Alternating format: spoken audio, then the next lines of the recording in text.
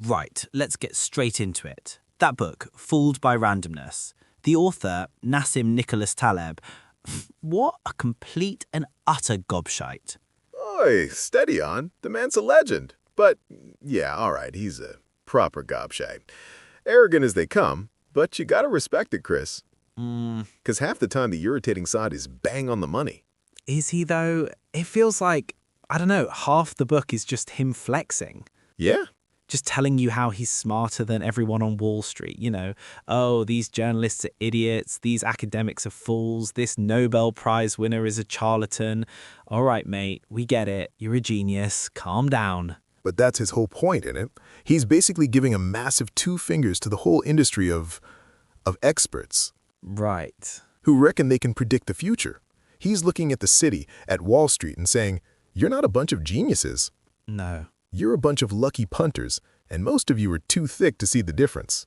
Okay, break it down for the people then. The main idea, simple. Simple is this. We see some geezer who's made millions, yeah? Some crypto kid with a Lambo or a hedge fund manager in Mayfair, and our first thought is, wow, he must be a proper visionary. He saw the future. Taleb screaming from the rooftops. Yeah. Nah, bruv, you're just looking at the one winner who got lucky. He calls it survivorship bias. So you're ignoring the 10,000 other blokes who tried the exact same thing? Right. And are now skint working a 0 hours contract somewhere. Exactly. You only ever see the one that makes it.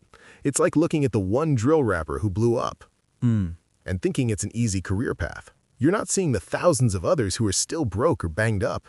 The financial world is just a massive casino. Right. And the media are the Muppets selling us the stories of the winners, pretending it's a science. He gets into that alternative histories thing as well, right? What's the deal with that? Yeah, that's a proper mindfuck, that is.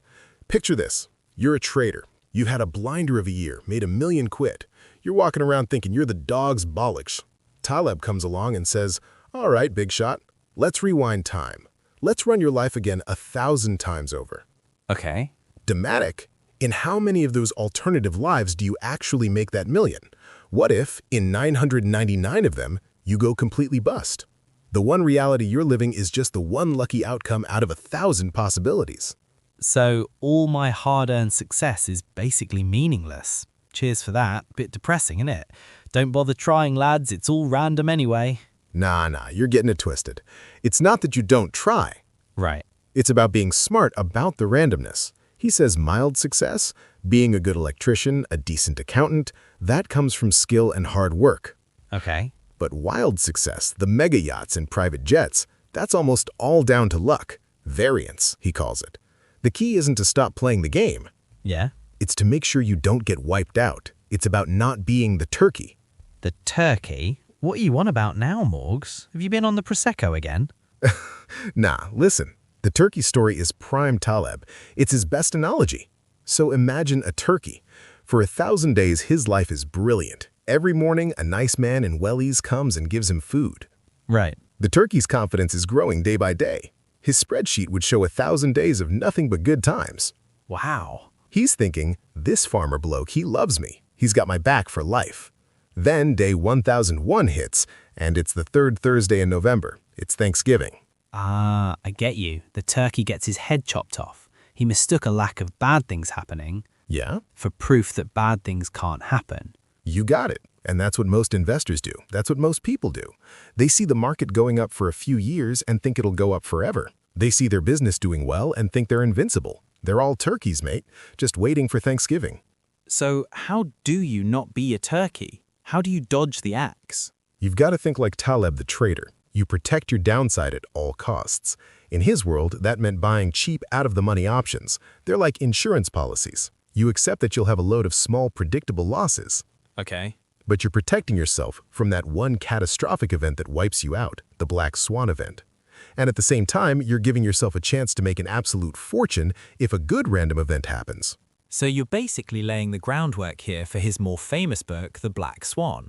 Exactly. Fooled by Randomness is the prequel. It's the why.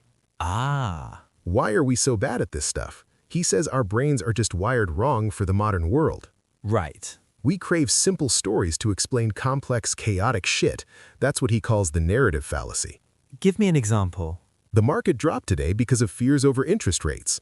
You hear it on the news all the time. It's bollocks. The market is a billion different people buying and selling for a billion different reasons.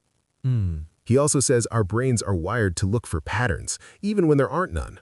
It's like seeing faces in the clouds or hearing secret messages when you play records backwards. He properly roasts financial journalists for pushing these stories. And he's right to. They're the worst for it. It's all just noise designed to make you panic and click. Taleb famously said you'd be a better investor if you just canceled your newspaper subscription, Yeah? ignored the news, and went for a long walk. You can't ignore his personality though, let's be real. The man writes like he's spoiling for a fight in a pub car park after 10 pints. 100%. He's got that proper fuck you money attitude. He'll start a chapter talking about ancient Roman philosophy, Right? then spend a page insulting some Nobel Prize-winning economist, then waffle on about his weightlifting routine. It's a mess. It's like reading a blog post from a really angry, really smart London cabbie who's done a philosophy degree. Yeah, But that's the charm, innit? It's not some dry, boring academic textbook. It's raw. He's got skin in the game, as he'd call it in his later book. He's not some professor sitting in an ivory tower stroking his chin. no. He was on the trading floors, seeing these idiots, these empty suits getting rich by pure chance and being hailed as prophets. It would make you angry too. Right, let's bring it to today. Crypto. This book is basically the essential handbook for anyone even thinking about crypto, isn't it? Mate, it's the Bible. Honestly, think about it. All those people who got mega rich off Bitcoin in the early days, do you really think they were all financial wizards who had some deep, profound understanding of decentralized ledgers? Nah, course not. Most of them were just nerds on a forum who thought it was a cool idea and threw a few £100 at it for a laugh, hoping for the best. Exactly. They got hit by a massive, positive black swan. Fair play to them. But the danger is what comes next. Now you've got all these new gurus on TikTok and YouTube with their rented Lambos, Yeah? telling you they've got the system. They're selling you a story. They're selling you the winning lottery ticket after the numbers have been drawn. Perfect analogy.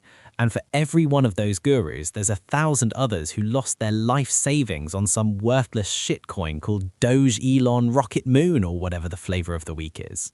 Right. They never hear their stories. They're the silent bust majority.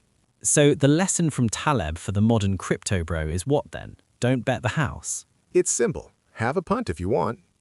Position yourself for that crazy life-changing upside.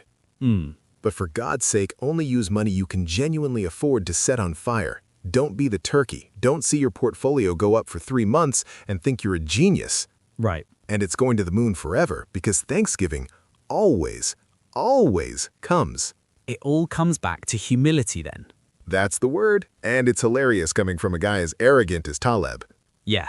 But his core message is one of intellectual humility. It's about admitting you don't know shit. Okay. Admitting the world is way more random than your brain can possibly comprehend.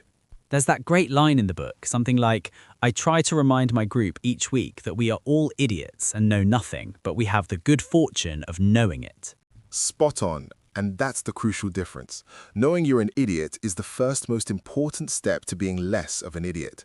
Most people in the city walk around acting like they're Napoleon. Taleb's job is to walk up and tell them, nah, mate, you're just a lucky chimp who stumbled on a massive pile of bananas.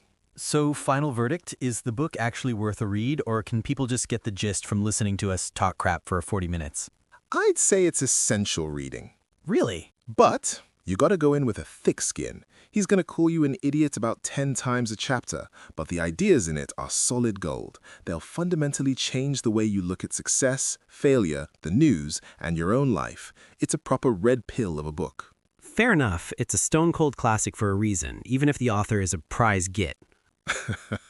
The best ones often are, mate. The best ones often are. Now, here's a question we'd like you to think about. Look at your own life, your own career. What's the biggest success you've ever had? Be brutally honest with yourself. How much of it was down to your pure skill, your planning, and your hard graft? Yeah. And how much of it was down to pure, dumb luck, a random meeting, a lucky break, being in the right place at the right time? The answer might be more humbling than you think.